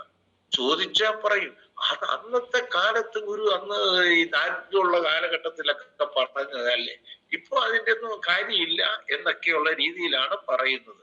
അപ്പോ ഒന്നും പറഞ്ഞ അങ്ങനെയെല്ലാം പറയും. പക്ഷെ അതല്ല, രുദ്രാക്ഷം ഒന്നും ധരിക്കണ്ട. ഗുരു പറയുകയാണ്, ഇപ്പോൾ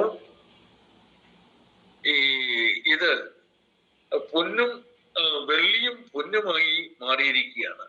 അനാവശ്യ ചെലവുകൾ ചെയ്യുന്നതിനുള്ള വാസന ഉപേക്ഷിക്കണം. നമ്മൾ അനാവശ്യമായ ചെലവുകൾ നടത്തുന്ന വാസന ഉപേക്ഷിക്കണം. അപ്പൊ നമ്മളുടെ കയ്യിൽ കാശ് കിട്ടിയാൽ നമ്മൾക്ക് ഒരു പിരിവിരിപ്പുണ്ടാവും അല്ലെ. 10 രൂപ കിട്ടിയാൽ എങ്ങനെ അത് ചെലവഴിച്ചു തീർക്കാമെന്നുള്ളതാണ് അല്ലേ. പിന്നെ 10 രൂപയുടെ കടവും കൂടെ വരുത്തിയിട്ടേ അടുത്ത പരിപാടി തുടങ്ങത്തുള്ളൂ. അതരുത്, ഗുരു പറയുകയാണ്. അപ്പോൾ ഈ വാസന, അനാവശ്യ ചെലവുകൾ ചെയ്യുന്നതിനുള്ള വാസന ഒഴിവാക്കണം. ഇത്രയും പറഞ്ഞു. അടുത്തത് ഞാൻ ആര്? റൈറ്റർ. 5ാമത്തെ ചോദ്യമാണ്, വ്രതക്കാരുടെ യാത്രാരീതി എങ്ങനെ ആയിരിക്കണമെന്ന് കൂടി കൽപ്പിക്കണം. അപ്പൊ 5ാമത്തെ ചോദ്യമാണ്. ചോദ്യങ്ങൾ ഓർമ്മയുണ്ടല്ലോ. 1ാമത്തത് ശിവഗിരി തീർത്ഥാടനത്തിന് കൽപ്പന ഉണ്ടാവുക. 2ാമത്തത് അതിന്റെ തീയതി, സമയം. 3 അതിന്റെ വ്രതം അല്ലേ, വ്രതമല്ലേ, വ്രതം. 4 തീർത്ഥാടകരുടെ വസ്ത്രം. മനസ്സിലായില്ല? തീർത്ഥാടകരുടെ വസ്ത്രം. അപ്പൊ 4ാമത്തെ വസ്ത്രം നിങ്ങൾ ശ്രദ്ധിക്കുക. 1ാമത്തത് ശിവഗിരി തീർത്ഥാടനത്തുള്ള അനുവാദം. അതാണ് 1ാമത്തെ ചോദ്യം. രണ്ടാമത്തത് എന്താണ്? തീർത്ഥാടനത്തിനുള്ള സമയം. മൂന്നാമത്തെ ചോദ്യം എന്താണ്? തീർത്ഥാടകരുടെ വ്രതം. തീർത്ഥാടകരുടെ വ്രതം. നാലാമത്തെ ചോദ്യം എന്ന് പറയുന്നത് എന്താണ്? തീർത്ഥാടകരുടെ വസ്ത്രം. തീർത്ഥാടകർ ധരിക്കേണ്ടുന്ന വസ്ത്രം. അല്ലേ? അടുത്തത് അഞ്ചാമത്തെ ചോദ്യമാണ്. അഞ്ചാമത്തെ ചോദ്യം എന്താ? പോയിന്റ് ബൈ വൺ ആയിട്ട് നിങ്ങൾ ആളുകളെ പറഞ്ഞ് മനസ്സിലാക്കി കൊടുക്കണം.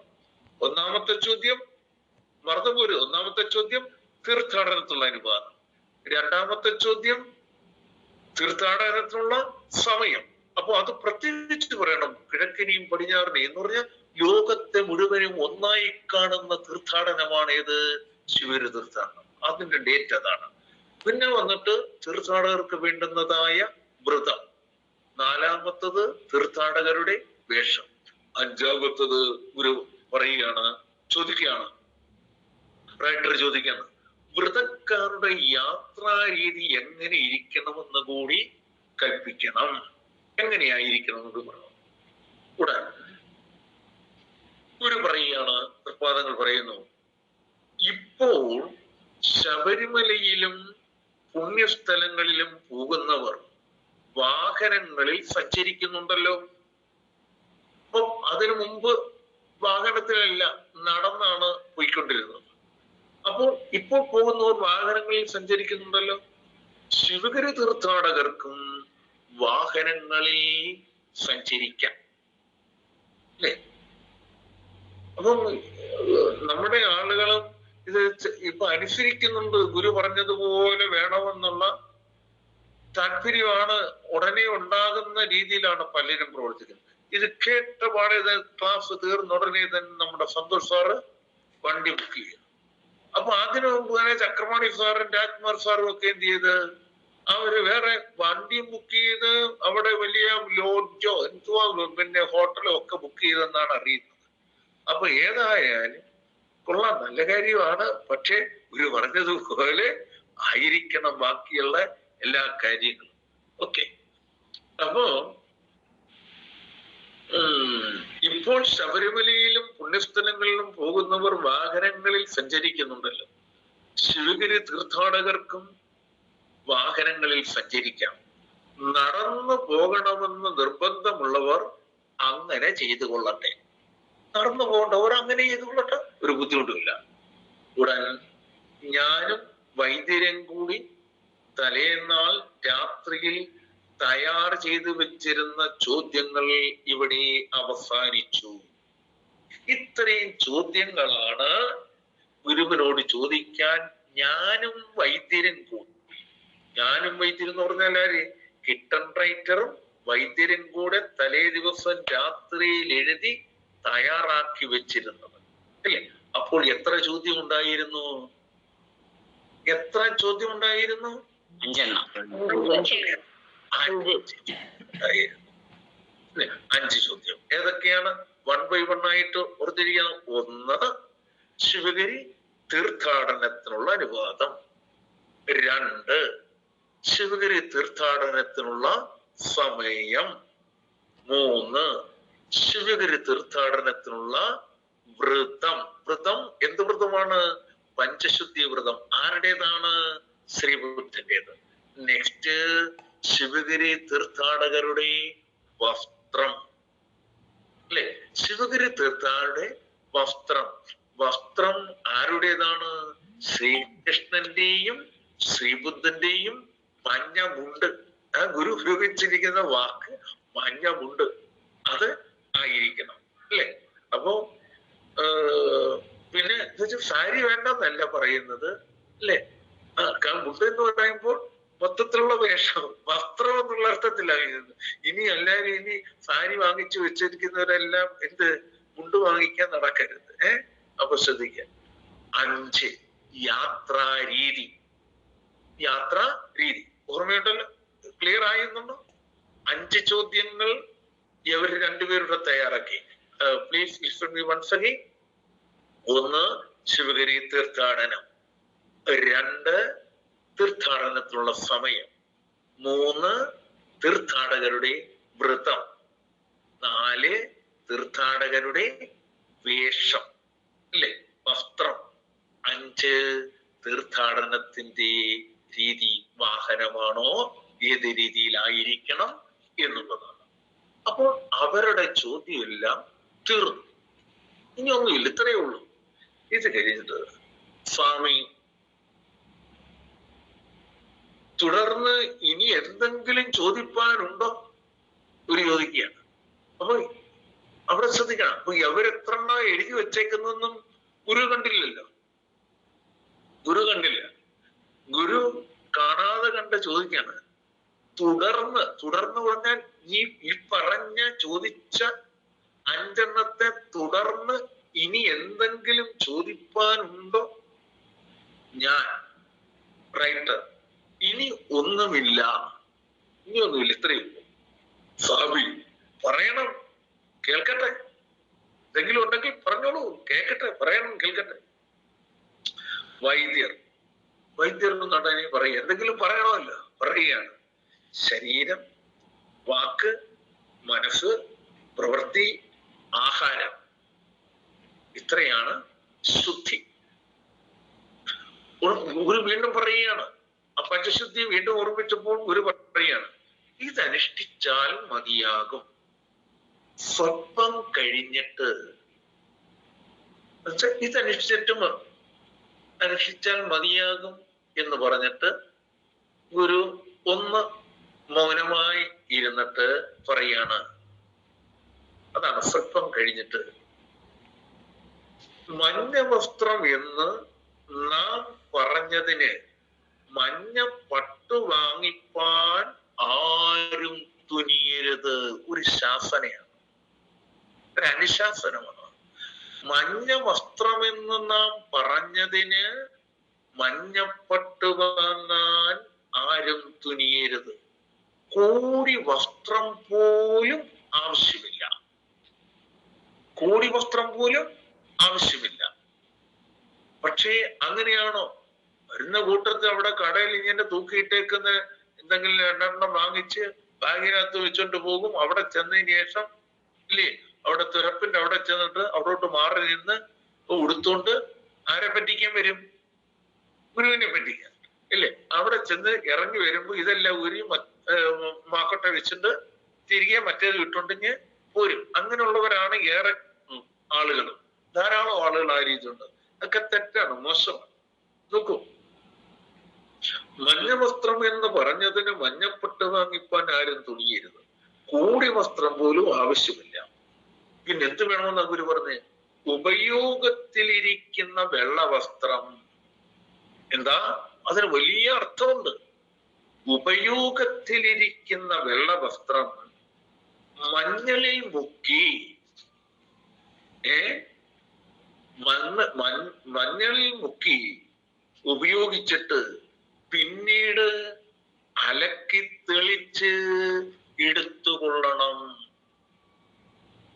അപ്പോൾ പുതിയ വസ്ത്രമല്ല എന്ന് പറഞ്ഞാൽ നമ്മുടെ ജീവിതത്തെയാണ് അത് മീൻ ചെയ്യുന്നത്. ആ വസ്ത്രം നമ്മുടെ ലൈഫിനെയാണ്. നമ്മൾ ഇന്നലെ ജീവിച്ച ആള് തന്നെയാണ് പോകുന്നത്. അതുകൊണ്ട് ആ ജീവിതത്തെ റെപ്രസെന്റ് ചെയ്തുകൊണ്ട് നമ്മുടെ ജീവിതത്തിന്റെ ഭാഗമായിരുന്ന പഴയ വസ്ത്രമുണ്ടല്ലോ, ധരിക്കുന്ന വസ്ത്രം, ആ വെള്ള വസ്ത്രം എന്ത് വേണം? മഞ്ഞളിൽ മുക്കി അത് ധരിച്ചിട്ട് അലക്കി തെളിച്ച് എടുത്തുകൊള്ളാം. അടക്കി തെളിക്കുമ്പോൾ വീണ്ടും എന്താകും? വെള്ളയാകില്ലേ? ഇതിന് വലിയ ഒരു അർത്ഥതലമുണ്ട്. അത് ബാക്കിയുടെ വായിച്ചു കഴിഞ്ഞിട്ട് ഞാനത് വിശദീകരിച്ചു തരാം. നോക്കൂ, യാത്ര ആർഭാടരഹിതമായിരിക്കണം. യാത്ര ആർഭാടരഹിതമായിരിക്കണം. ആർഭാടം പാടില്ല. അപ്പോൾ അത് ഒന്ന് ശ്രദ്ധിക്കുക. അതായത് മഞ്ഞ വസ്ത്രം എന്ന് പറയുമ്പോൾ മഞ്ഞളിൽ മുക്കി ധരിക്കണം. എന്ന് പറഞ്ഞാൽ അതിന്റെ അർത്ഥം, ഞാനത് നേരത്തെ തന്നെ ഒരു ക്രോസ് ചെക്കിങ് നടത്തി പോവുകയാണ്. നോക്കൂ, ഈ മഞ്ഞ വസ്ത്രം എന്ന് പറയുമ്പോൾ, മഞ്ഞളിൽ മുക്കിയ വെള്ള വസ്ത്രം എന്ന് പറയുമ്പോൾ ഒരു യൂണിഫോമിറ്റി ഉണ്ടാവത്തില്ലേ? മുഴുവൻ പേരുടെയും മഞ്ഞ ഒരേ മഞ്ഞയായിരിക്കും. എന്നാൽ ഇപ്പോൾ കാണുന്നത് ഏതെല്ലാം രീതിയിലുള്ളതായ മഞ്ഞയാണോ പച്ചയാണോ കാഷായമാണോ ഒന്നുമല്ലാത്തവര്, അതല്ല, നമ്മൾ മഞ്ഞളിൽ മുക്കിയാൽ ഒരേ. ഇനിയോ ആ മഞ്ഞള് അണുനശീകരണിയാണ്, അല്ലെ? അപ്പോൾ നമ്മളുടെ ബാഹ്യമായിട്ടുള്ള എല്ലാ അണുക്കളെയും നശിപ്പിക്കുന്നതാണ് ഏത്? മഞ്ഞളിൽ മുക്കിയ മഞ്ഞ. രണ്ട്, അപ്പോൾ ഈ മഞ്ഞ എന്ന് പറയുന്നത് അത് റീബർത്തിനെ റെപ്രസെന്റ് ചെയ്യുന്നതാണ്. ഏതോ ഒന്നിന്റെ അവസാനവും മറ്റൊന്നിന്റെ ആരംഭവുമാണ് മഞ്ഞ സൂചിപ്പിക്കുന്നത്. നോക്കൂ, പ്രകൃതിയിൽ ഉള്ളതായ സർവ ജീവജാലങ്ങളെയും നോക്കുക. അവയുടെ അന്ത്യസമയത്ത് അവയ്ക്കെല്ലാം മഞ്ഞ നിറമായിരിക്കും.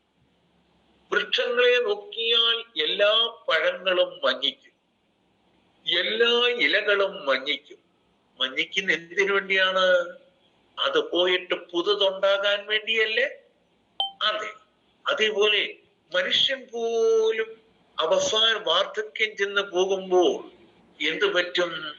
ഒരു മഞ്ഞപ്പുണ്ടാവും, മഞ്ഞ കളറുണ്ടാവും. അതാണ് ആശുപത്രിയിൽ കിടക്കുന്ന വല്യമ്മാവനെ കണ്ടിട്ട് വന്നിട്ട് പറയത്തില്ലയോ, ഓ അമ്മാവനെ കാണാൻ എന്തോ ഒരു ചന്തമാണ്, എന്തോ ഒരു അഴകൻ, എന്തോ ഒരു നിറവാണ്, നേരത്തുള്ള നല്ല സൗന്ദര്യം.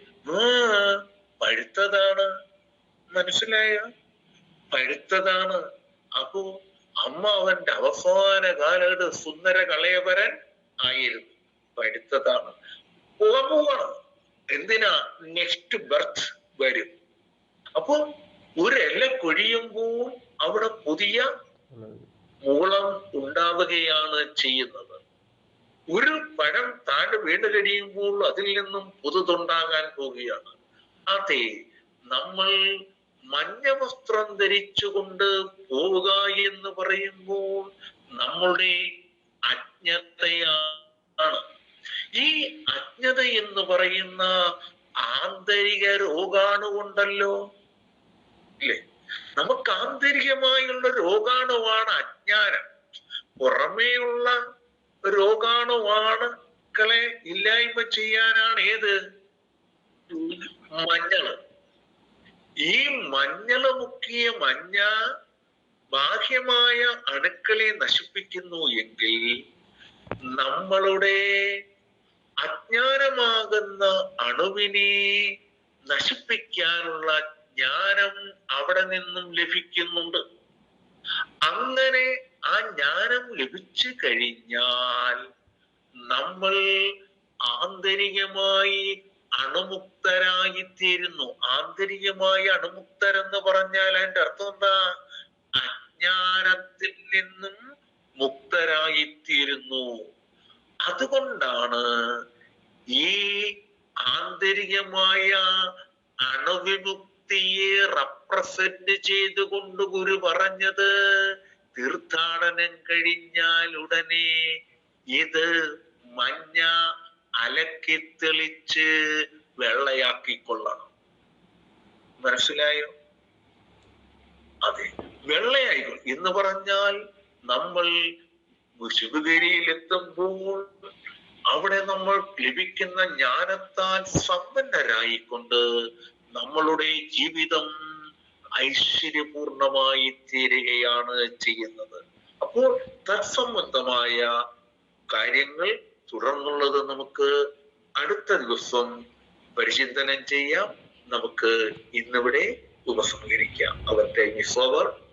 ഓം പൂർണ്ണമദഃ പൂർണ്ണമിദം പൂർണ്ണാത് പൂർണ്ണമുദച്യതേ പൂർണ്ണസ്യ പൂർണ്ണമാദായ പൂർണ്ണമേവാവശിഷ്യതേ. ഓം ശാന്തി ശാന്തി ശാന്തി. എല്ലാവർക്കും